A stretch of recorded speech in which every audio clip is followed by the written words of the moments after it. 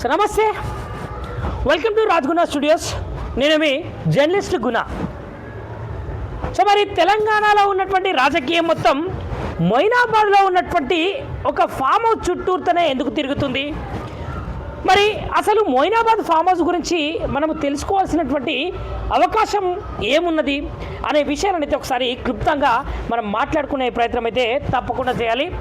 మరి తెలంగాణ రాష్ట్రంలో ఉన్నటువంటి ముఖ్యమంత్రి రేవంత్ రెడ్డి విదేశీ పర్యటనకు వెళ్ళిండో లేదో కానీ, అంటే ఒక సినిమాలో ఉంటుంది అదేదో ఒక సినిమా, ఆ సినిమాలో బైరెడ్డి ఇంట్లో నుంచి కాలు బయట పెడితే నాకు చెప్పు, వాడిని ఖతం చేసేస్తాం అనే డైలాగ్ అయితే ఉంటుంది కదా.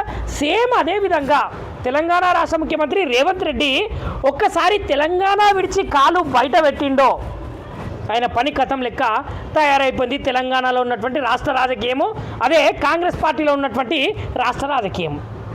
మరి విదేశీ పర్యటనకు రేవంత్ రెడ్డి గారు వెళ్ళిన తర్వాత విదేశీ పర్యటన కూడా రద్దయింది. మరి రద్దయిన విషయాన్ని కూడా సోషల్ మీడియాలో ఏ విధంగా కొన్ని పేపర్స్లో ఏ విధంగా కథనాలు వచ్చాయి అనే విషయాన్ని మనం ఒకసారి చూసుకుంటే, మరి ఏదైతే విదేశీ పర్యటనకు వెళ్ళిన తర్వాత విదేశీ పర్యటన రద్దయింది, అది ఏ విధంగా రద్దయిందంటే, సో నమస్తే, వెల్కమ్ టు రాజ్గుణ స్టూడియోస్. నేను మీ జర్నలిస్ట్ గుణ. సో మరి తెలంగాణలో ఉన్నటువంటి రాజకీయం మొత్తం మొయినాబాద్లో ఉన్నటువంటి ఒక ఫామ్ హౌస్ చుట్టూతోనే ఎందుకు తిరుగుతుంది? మరి అసలు మొయినాబాద్ ఫామ్ హౌస్ గురించి మనము తెలుసుకోవాల్సినటువంటి అవకాశం ఏమున్నది అనే విషయాన్ని అయితే ఒకసారి క్లుప్తంగా మనం మాట్లాడుకునే ప్రయత్నం అయితే తప్పకుండా చేయాలి. మరి తెలంగాణ రాష్ట్రంలో ఉన్నటువంటి ముఖ్యమంత్రి రేవంత్ రెడ్డి విదేశీ పర్యటనకు వెళ్ళిండో లేదో కానీ, అంటే ఒక సినిమాలో ఉంటుంది అదేదో ఒక సినిమా, ఆ సినిమాలో బైరెడ్డి ఇంట్లో నుంచి కాలు బయట పెడితే నాకు చెప్పు, వాడిని ఖతం చేసేస్తాం అనే డైలాగ్ అయితే ఉంటుంది కదా. సేమ్ అదే విధంగా తెలంగాణ రాష్ట్ర ముఖ్యమంత్రి రేవంత్ రెడ్డి ఒక్కసారి తెలంగాణ విడిచి కాలు బయట పెట్టిండో ఆయన పని కథం లెక్క తయారైపోయింది తెలంగాణలో ఉన్నటువంటి రాష్ట్ర రాజకీయము, అదే కాంగ్రెస్ పార్టీలో ఉన్నటువంటి రాష్ట్ర రాజకీయం. మరి విదేశీ పర్యటనకు రేవంత్ రెడ్డి గారు వెళ్ళిన తర్వాత విదేశీ పర్యటన కూడా రద్దయింది. మరి రద్దయిన విషయాన్ని కూడా సోషల్ మీడియాలో ఏ విధంగా కొన్ని పేపర్స్లో ఏ విధంగా కథనాలు వచ్చాయి అనే విషయాన్ని మనం ఒకసారి చూసుకుంటే, మరి ఏదైతే విదేశీ పర్యటనకు వెళ్ళిన తర్వాత విదేశీ పర్యటన రద్దయింది, అది ఏ విధంగా రద్దయిందంటే కేంద్రం అయితే విదేశీ పర్యటనను రద్దు చేసింది అనే విషయాలు అయితే వినిపిస్తున్నాయి. మరి నిజానికి మొయినాబాద్లో ఏం జరిగిందంటే కొంతమంది సీనియర్ లీడర్లే కావచ్చు, లేదంటే వాళ్ళ పార్టీకి సంబంధించినటువంటి ఎమ్మెల్యేలే కావచ్చు, రహస్యమైనటువంటి ఒక మీటింగ్ను ఏర్పాటు చేసుకున్నారనే చెప్పచ్చు. మరి ఈ మీటింగ్ అయితే తెలంగాణ రాష్ట్రంలో ఉన్నటువంటి సీనియర్ ఎమ్మెల్యే అని చెప్పొచ్చు, తనకు మంత్రి సీటు రావాలని చెప్పేసి కోరుకునేటువంటి వ్యక్తుల్లో మొదటి స్థానంలో ఉన్నాడని చెప్పొచ్చు. మరి ఆయన పేరైతే కోమటిరెడ్డి రాజగోపాల్ రెడ్డి. మరి కోమటిరెడ్డి రాజగోపాల్ రెడ్డి గారి గురించి మనం మాట్లాడుకుంటే, సరే ఓ పార్టీ నుంచి ఓ పార్టీకి పోయిండు, మళ్ళీ తర్వాత సంతగుటికే వెళ్ళిండు, దాని తర్వాత చాలా సీనియర్ లీడర్ కాంగ్రెస్, మరి కట్టర్ కాంగ్రెస్ అని కోమటిరెడ్డి రాజగోపాల్ రెడ్డి గారిని, అదేవిధంగా కోమటిరెడ్డి బ్రదర్స్ కూడా చెప్తారు కదా. మరి కోమటిరెడ్డి రాజగోపాల్ రెడ్డి గారికి కూడా అధిష్టానం అనేది తప్పకుండా మంత్రి పదవి ఇస్తాను అని మాట ఇచ్చింది. అక్కడ రాహుల్ గాంధీ గారే కావచ్చు, లేదంటే వారి అధిష్టానమే కావచ్చు. దాని తర్వాత తెలంగాణ రాష్ట్రంలో ఉన్నటువంటి ముఖ్యమంత్రి రేవంత్ రెడ్డి గారు కూడా మాట ఇచ్చారు. కాకపోతే ఇక్కడ ఉన్నటువంటి పరిణామాల దృష్ట్యా మాట ఇచ్చినటువంటి రేవంత్ రెడ్డి మరి మాట తప్పడం అయితే జరిగింది. మాట తప్పిన తర్వాత చాలాసార్లు ఏదైతే కోమటిరెడ్డి రాజగోపాల్ రెడ్డి గారు రేవంత్ రెడ్డి గారి మీద అసహనంగా, లేదంటే రేవంత్ రెడ్డి గారికి అంటిముట్టినట్టుగా రేవంత్ రెడ్డి గారు ఏదైనా సభ కానీ సమావేశం కానీ లేదంటే జూమ్ కాల్ కానీ పెట్టినప్పుడు ఆ సభల్లో సమావేశాలలో జూమ్ మీటింగ్లో రాజగోపాల్ రెడ్డి గారు పార్టిసిపేట్ చేయకపోవడము, రాజగోపాల్ రెడ్డి గారు వెళ్ళకపోవడము, ఇలాంటివన్నీ మనం చూసినాము. మరి మొన్న ఒక సభా సమావేశం జరిగింది. ఆ సభా సమావేశంలో కూడా రాజగోపాల్ రెడ్డి గారు ఒక విషయం మాట్లాడారు. తెలంగాణ రాష్ట్ర ముఖ్యమంత్రి తప్పకుండా నాకు మినిస్ట్రీ ఇస్తేనేమో ఇవ్వు, లేదంటే ఇక్కడ ఉన్నటువంటి ఏదైతే కాంగ్రెస్ పార్టీలో అలజడి మొదలవుతుంది, ఏం మేము రాజకీయాలు చేయలేమా, మేము రాజకీయాలు నడపలేమా, కొత్త పార్టీ పెట్టలేమా అనే విధానంలో రాజగోపాల్ రెడ్డి గారు మాట్లాడారు. మరి తెలంగాణలో సీఎం రేవంత్ రెడ్డి మీద ఎందుకు ఇంత వ్యతిరేకత ఉన్నది? మరి తెలంగాణ రాష్ట్ర ముఖ్యమంత్రి సీఎం రేవంత్ రెడ్డి గారిని వాళ్ళకు ఉన్నటువంటి ఎమ్మెల్యేలే కావచ్చు, లేదంటే మంత్రులే కావచ్చు, లేదంటే ఎమ్మెల్సీలే కావచ్చు వ్యతిరేకిస్తున్నారా, లేదంటే తెలంగాణ ప్రజానికం మొత్తం ఆయనను వ్యతిరేకిస్తున్నారా అంటే మరి తెలంగాణలో ఫస్ట్ సీఎం రేవంత్ రెడ్డికి వ్యతిరేకంగా బీజం పడినటువంటి విషయాలు ఏంటివంటే ఉచిత పథకాలు జనాలపైన రుద్దడము, 420 హామీలు ఇవ్వడము, ఇవి జనాల్లోకి నేరుగా వెళ్ళలే.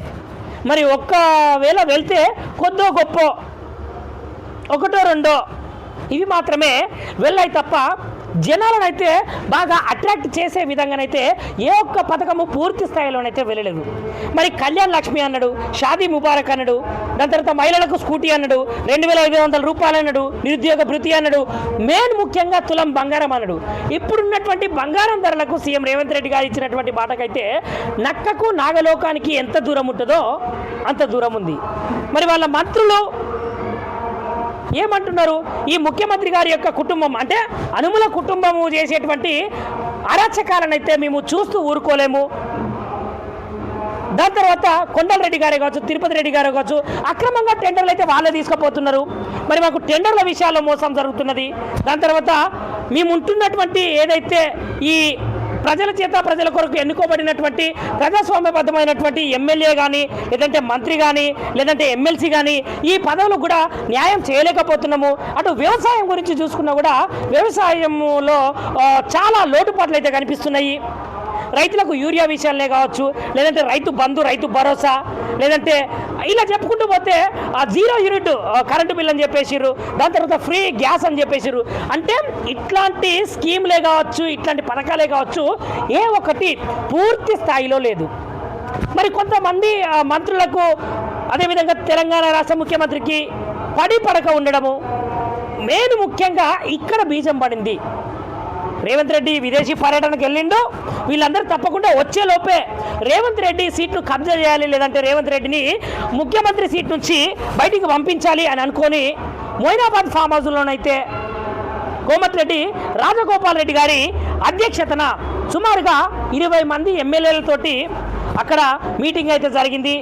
ఎందుకు జరిగిందంటే రేవంత్ రెడ్డి తెలంగాణ రాష్ట్రంలో ఉన్నటువంటి పరిపాలన నచ్చక, విధి విధానాలు నచ్చక, అనుమల ప్రదర్శన చేసేటువంటి అరాచకాలకు వ్యతిరేకంగా అక్కడ ఉన్నటువంటి ఎమ్మెల్యేలు అయితే తప్పకుండా మేమైతే సీఎం రేవంత్ రెడ్డి గారిని వ్యతిరేకిస్తున్నాము అని చెప్పేసి వాళ్ళైతే మీటింగ్ పెట్టుకున్నారు. ఇదే మీటింగ్లో ఒక వ్యక్తి ఈ విషయాన్ని సీఎం రేవంత్ రెడ్డి గారి చెవిలో వేశారు.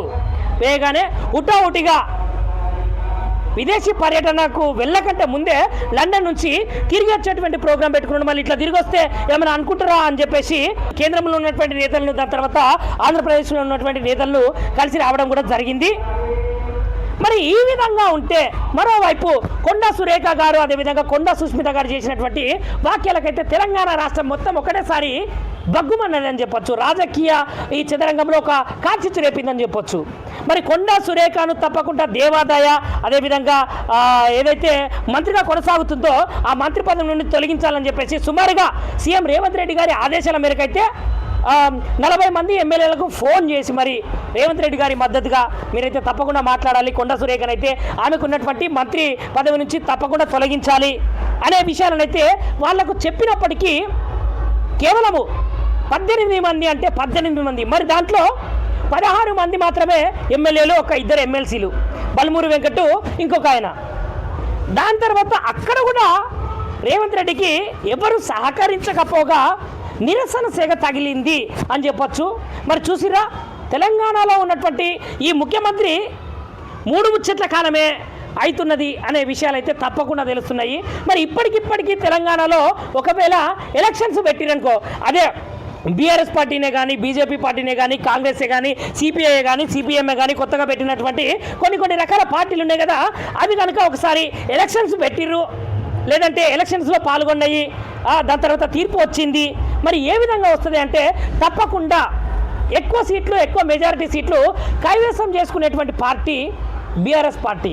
మళ్ళొకసారి తెలంగాణ రాష్ట్రాన్ని సాధించినటువంటి మొట్టమొదటి ముఖ్యమంత్రి కేసీఆర్ గారికే సీఎం సీటు పట్టం కట్టేటువంటి అవకాశాలు అయితే పుష్కలంగా కనిపిస్తున్న వేళ మరి నిజానికి కోమటిరెడ్డి రాజగోపాల్ రెడ్డి రాజీనామా చేస్తాడా, లేదంటే ఆయనతో పాటు ఉన్నటువంటి ఏదైతే బలం బలగం వీళ్ళను రాజీనామా చేపిస్తారా, లేదంటే కొత్త పార్టీ పెడతారా, లేదంటే ఇదే 20 మందిని తీసుకొని ఒకవేళ వేరే పార్టీలోకి జంప్ అవుతాడా అనే విషయాలైతే మనము ఒకసారి క్లుప్తంగా తెలుసుకుంటే, ఒకవేళ నిజంగానే కోమటిరెడ్డి వాళ్ళని తీసుకొని బయటికి వెళ్ళాడే అని అనుకుందాము, తప్పకుండా తెలంగాణ రాష్ట్ర కాంగ్రెస్ పార్టీ భూస్థాపితం అవ్వడం అయితే ఖచ్చితంగా మనకైతే కనపడుతున్నది.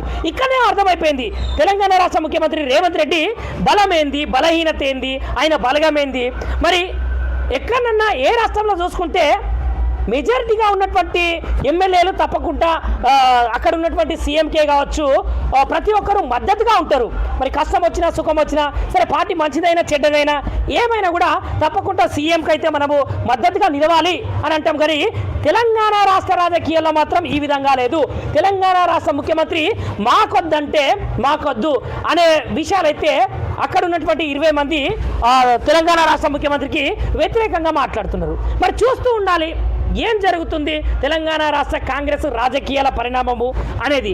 మరి కొండా సురేఖ విషయంలో కొండా సురేఖను సస్పెండ్ చేస్తారా, లేదంటే ఒక్కసారి పిలిచి కూర్చోబెట్టి మందలించి మాట్లాడతారా అనే విషయాలను కూడా మనమైతే తప్పకుండా చూడాలి. ఎందుకంటే గత కొద్ది రోజుల నుంచి కొండా సురేఖకు, సీఎం రేవంత్ రెడ్డికి, కొండా సురేఖ దాని తర్వాత ఏదైతే రేవూరి ప్రకాష్ రెడ్డికి, కొండా సురేఖకు, లేదంటే నాయనికి, ఇట్లా చెప్పుకుంటూ పోతే కొండా సురేఖకు, కడియం సీఆర్కి ఎవరికి అసలు పడట్లేదు. మరి ఈ విషయము చిలికి గాలివానలాగా మారి ఏకంగా సీఎం రేవంత్ రెడ్డి సీటుకే ఎసరు పడుతుందా, లేదంటే వాళ్ళు ఆశించినటువంటి ఏదైతే మంత్రి పదవులు ఉన్నాయో మరి సీఎం రేవంత్ రెడ్డి వాళ్ళకు మంత్రి పదవులు ఇచ్చి వాళ్ళని ఏమన్నా ఐస్ చేస్తాడా అనే విషయాలను సో చూస్తూనే ఉండండి. రాజ్గుణ స్టూడియోస్, నిరంతరం ప్రజాపక్షం. మీరేమనుకుంటున్నారో ఒక్కసారి కామెంట్ రూపంలో మాకైతే తెలియజేయండి.